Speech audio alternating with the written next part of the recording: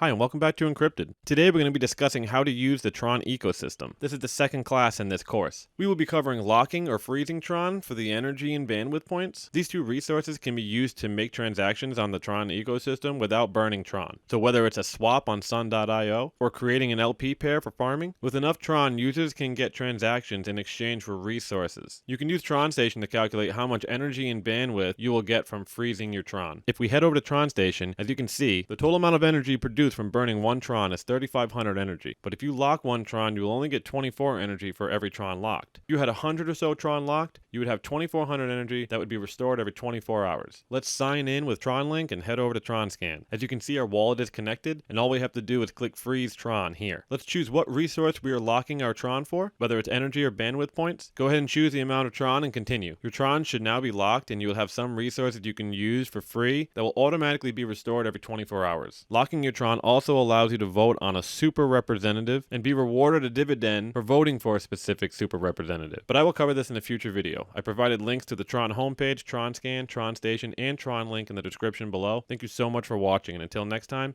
stay encrypted.